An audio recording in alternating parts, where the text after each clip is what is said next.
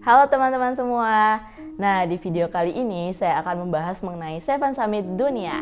Nah, buat teman-teman yang belum tahu Seven Summit, jangan lupa ditonton video ini sampai habis ya.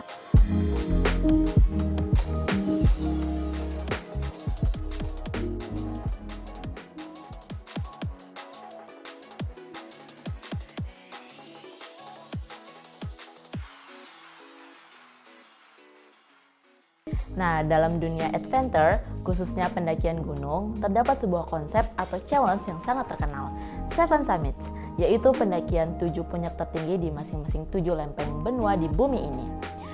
Konsep Seven Summit ini pertama kali dicetuskan oleh Richard Buss, seorang pebisnis dan mountaineer asal Amerika Serikat. Gunung yang dicetuskan oleh Richard Buss adalah Denali di Amerika Utara, Aconcagua mewakili Amerika Selatan, Kilimanjaro dari benua Afrika, Elbrus di Eropa, Kosciuszko Australia, Vinson Massif yang berada di Kutub Selatan, dan yang terakhir Everest sebagai puncak tertinggi Asia sekaligus yang paling tinggi dari semua gunung yang ada. Namun pendapat berbeda disampaikan oleh Reinhold Andreas Messner, seorang mountaineer dan penjelajah asal Italia. Reinhold Messner menghapus Kosciuszko dari daftar Seven Summits karena Australia dan Papua masih satu lempeng benua yaitu Oceania. Jadilah Puncak Jaya atau Cartens Pyramid yang berada di Indonesia sebagai puncak tertingginya.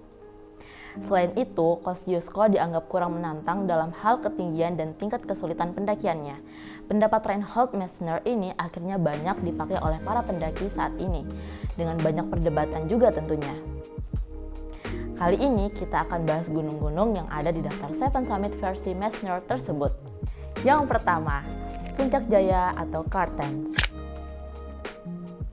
Terletak di Indonesia, Puncak Jaya merupakan puncak terpendek dari daftar Seven Summit ini, yaitu hanya setinggi 4.884 meter di atas permukaan laut atau yang biasa kita sebut MDPL. Namun dari tingkat kesulitan, Puncak Jaya dianggap cukup berat karena dalam pendakiannya diperlukan kemampuan teknik dalam bidang mountaineering, seperti teknik rappelling dan jumaring untuk naik turun tebing yang curam dengan batuan yang tajam dan bergerigi. Selain itu, para pendaki harus melewati kandang babi, jurang selebar 15 meter menggunakan lintas tali. Cukup bikin menaikkan adrenalin karena kanan kirinya terpampang jurang yang sangat dalam. Terdapat 2 opsi untuk mencapai lembah danau-danau. Titik terakhir sebelum summit attempt. Yang pertama dengan menggunakan helikopter dari Timika, yang kedua melalui jalur darat dari Sugapa atau Ilaga. Jika lewat jalur darat, akan melewati hutan rawa khas Papua. Butuh waktu berhari-hari sebelum sampai di lembah danau-danau. Di situ pula yang menjadi kesulitan di luar hal teknis pendakian, karena daerah pedalaman itu masih dipakai sebagai tempat persembunyian kelompok kriminal bersenjata atau KKB Papua.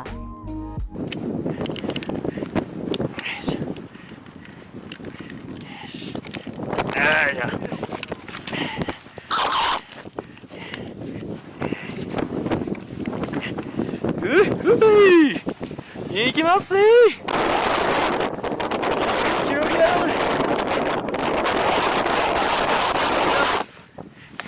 Chirolian, 行かせていただきます。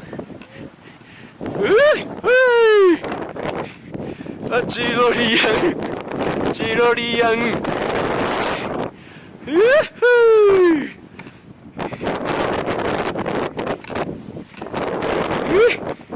これが噂のチロリアンステップ。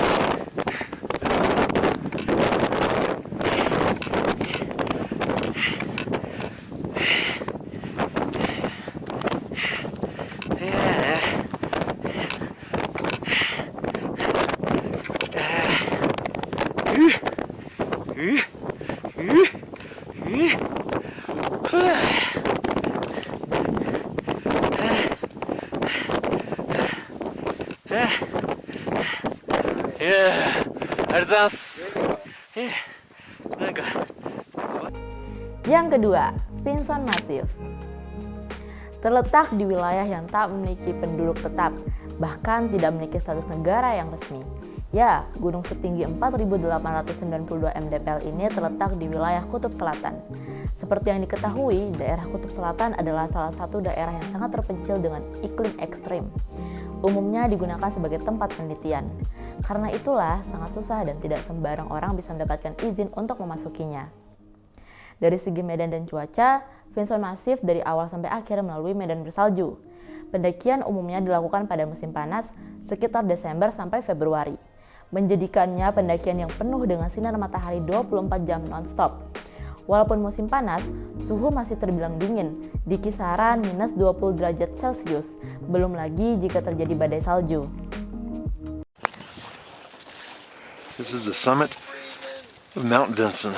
It's the highest point in Antarctica, a little over 16,000 feet. The first of the 7 summits. Climb for Alzheimer's. Memories are everything. Absolutely perfect day up here. No clouds, no wind. Just perfect.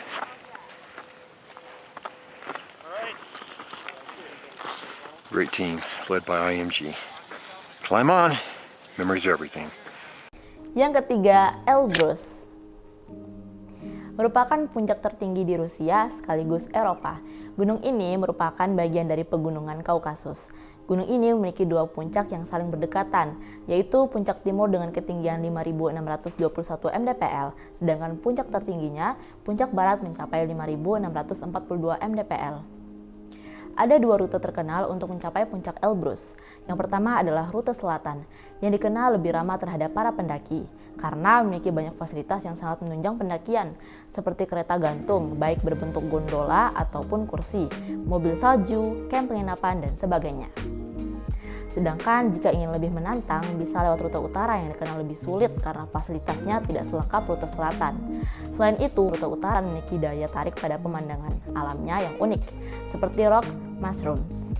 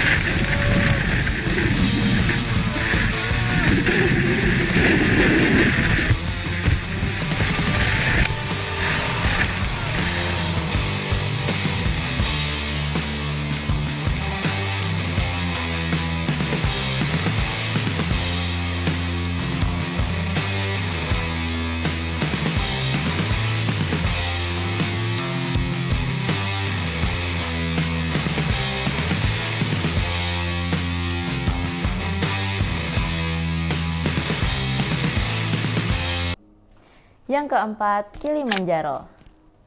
Salah satu wilayah khatulistiwa yang diselimuti salju. Ya, itulah Kilimanjaro. Gunung setinggi 5.895 mdpl ini merupakan gunung tertinggi yang ada di daratan benua Afrika.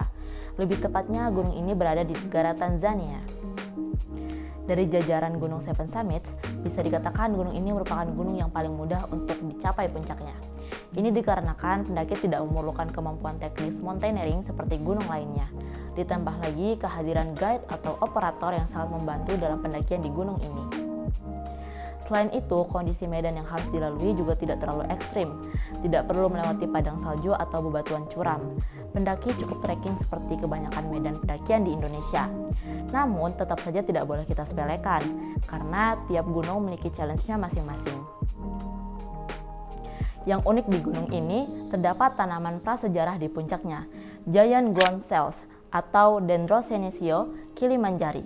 Tanaman yang mirip perpaduan nanas dan kaktus. Tingginya bisa mencapai 5 meter, menjadikan tanaman ini sebagai objek foto para pendaki yang tak boleh dilewatkan begitu saja.